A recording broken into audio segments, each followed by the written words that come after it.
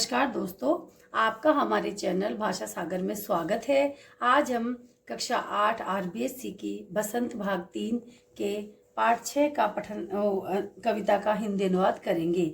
कविता का नाम है यह सबसे कठिन समय नहीं, जो कि जया जादवानी जी द्वारा लिखित है। ये मैं आपको सरल शब्दों में समझाने की कोशिश करूंगी। अगर आपको मेरा ये वीडियो समझ में आया हो तो आप लाइक सब्सक्राइब करना न भूलिए, और अगर कोई कठिनाई हो तो उसको कमेंट बॉक्स में ज़रूर लिखिएगा।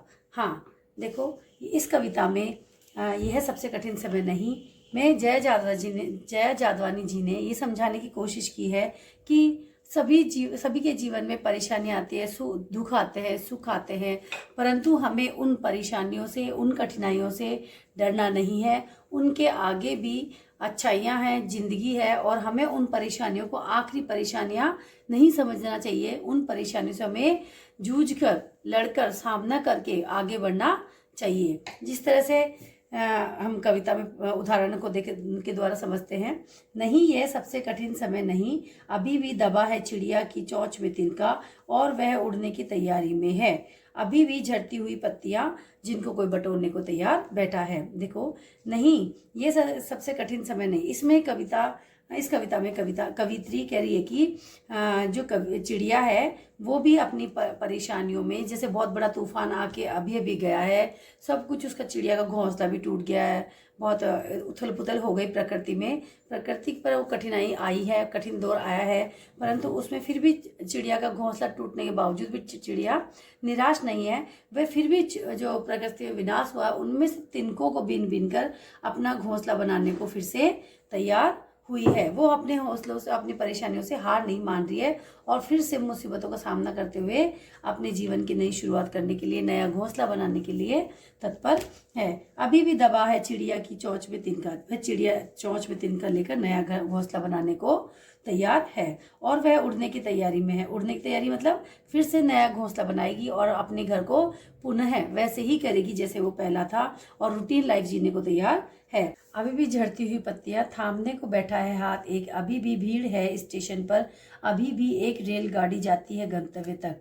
इसमें कवित्री ये कहना चाहती है कि जिस तरह से बसंत के बाद पतझड़ आता है, सारे पेड़ों के पत्ते सूख कर नीचे गिर जाते हैं, तो भी वो कठिन समय नहीं माना जाता। प्रकृति का वह समय कठिन नहीं होता है। उन झड़े हुए पत्तों में भी आशा की किरण होती है। वही टूटे हुए पत्ते जब जंगल में पड़े रह जाते हैं तो वे खाद का रूप ले लेते हैं, जो कि पेड़ों के लिए उपजाऊ होता है। उन्हीं सूखे हुए पत्तों से कुछ लोग जो गांव में रहते हैं, जो गरीब होते हैं, वो उनको उठा के ले आते हैं, उनसे अपना चूल्हा जलाते हैं और खाना बनाते हैं, तो वह उनके लिए एक आशा का संकेत होता है। ठीक उसी प्रकार से जो जानवर होते हैं वो अपना चारा, मतलब कि उसको भोजन के रूप में खाते हैं, और जो पक्षी होते हैं वह उनसे अपना घोंसला बनाते हैं। तो वो जो पतझड़ का समय है वो भी एक कठिन समय के रूप में नहीं माना जाता। उस दुख में भी, उस कठिन परिस्थितियों में भी अलग अलग लोगों के द्वारा, अलग अलग जीवों के द्वारा पॉजिटिविटी देखी जाती है, उसमें सकारात्मकता देखी जाती है, उम्मीद की किरण देखी जाती है। उसी प्रकार से अभी भी भीड़ में स्टेशन पर अभी भी एक रेलगाड़ी आती है, और जिस तरह से रात में जब सन्नाटा हो जाता है, सब लोग चारों तरफ सो जाते हैं, रोड पे ट्रैफिक कम हो जाता है, पर उस समय अगर आप रेलगाड़ी के स्टेशन पे जाओगे, ट्रेन के स्टेशन पे जाओगे, तो वहाँ पे फिर भी चहल पहल होती रहती है। मतलब जहाँ चारों तरफ सन्नाटा है, अंधेरा है और सुनसान है, वहीं रेलगाड़ी के स्टेशन पे या स्टेशन पे जाके देखते हो आप, तो वहाँ चहल पहल है, लोग वैसे ही आ रहे जा रहे हैं जैसे कि दिन में होता है। यानी कि वहाँ पे ये कहना चाह रहा है, कवित्री कहना चाह रही है कि वहाँ पे अभी भी चहल पहल है, और वो लोग उसी गति से अपने घर की ओर दौड़ रहे हैं कि उनको लग रहा है कि कोई हमारा इंतजार कर रहा है। जहाँ कोई कर रहा होगा प्रतीक्षा, अभी भी कहता है कोई किसी को, जल्दी आ जाओ कि अब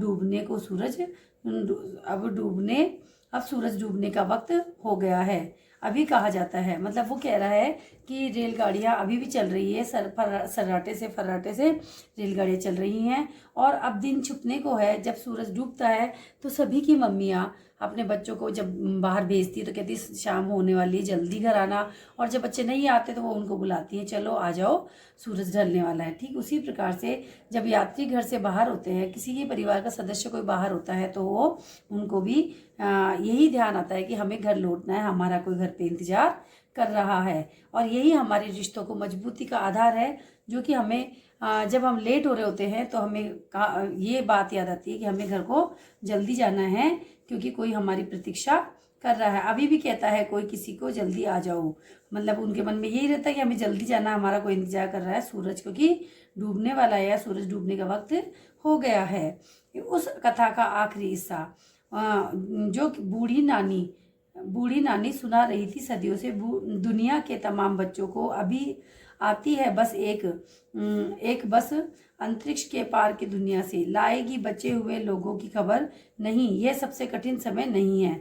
मतलब इसमें एक अंतिम पद्यांश में जो अंतिम पैरा है, इसमें कवित्री कहना चाहती है कि इसमें यही कहा जाता है कि जैसे कि वो कहानी का जैसे पिक्चर होती है, फिल्म होती है, उसमें क्या होता है, शुरू में अच्छा सब होता है पर लास्ट में क्लाइमेक्स आ जाता है, बहुत संकट आते हैं, पर अंत में क्या होता है कि एकदम से सब कुछ बुरा समाप्त हो जाता है और वापस से अच्छाई आ जाती है, सकारात्मकता आ जाती है, या अच्छे दिन या खुशियाँ आ जाती है। और पिक्चर के एंड में जैसे सब खुशी खुशी हो जाते हैं और हैप्पी एंडिंग हो जाती है, उसी प्रकार से यहाँ पे भी उस कथा के आखिरी हिस्से में, जो कि बूढ़ी नानी सदियों से कह रही है, यानी कि हमारी नानी, फिर हमारी नानी से पहले की नानी, फिर उससे पहले की नानी, उससे पहले की नानी, पीढ़ियों से जो चला आ रहा है कहानी कहने का जो सिस्टम चला आ रहा है, उसमें बूढ़ी नानियाँ यही कहती है कि एक राजा था, एक रानी थी, उनके जीवन की जो चर्चा होती है वो बताती है।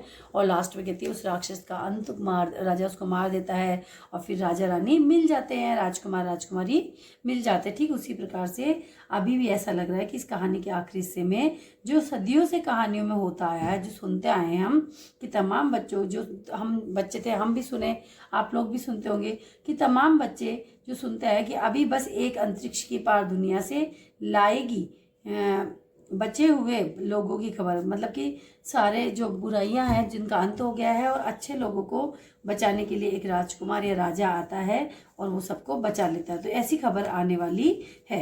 और अभी भी कठिन समय नहीं आया, मतलब कि उस परिस्थितियों में भी कठिन समय नहीं आता है, उसमें भी सकारात्मकता और खुशियां हमारा इंतजार कर रही होती है और हमारी ज़िंदगी में लौट आती हैं। तो जया जादवानी जी हमें इस कविता के माध्यम से यही कहना चाहती है कि हमारे जीवन में कठिन समय कभी नहीं आता है, बस एक छाया सी आती है जिसको हमें पार करना होता है, एक अंधेरा आता है, घनघोर अंधेरा आता है, जिसमें हमें बिना घबराए आगे बढ़ना होता है। हर दिन के बाद रात आती है, ठीक उसी प्रकार रात के घनघोर अंधेरे के बाद फिर से एक नया दिन आता है, जिसमें हम फिर से वैसे ही रवानगी, नई ऊर्जा और नई एनर्जी के साथ हमारे दिन की शुरुआत करते हैं। तो हमें हमेशा नए उगते हुए सूरज का इंतजार करने के लिए प्रयत्नरत भी होना चाहिए और सफल कोशिशें भी करना चाहिए। ठीक है, अगर आप आपको ये कविता पसंद आई हो तो आप इसको लाइक सब्सक्राइब करना मत भूलिएगा। और अगर इसमें कोई कठिनाई आई हो तो आप मुझसे कमेंट बॉक्स के द्वारा पूछ सकते हैं। धन्यवाद।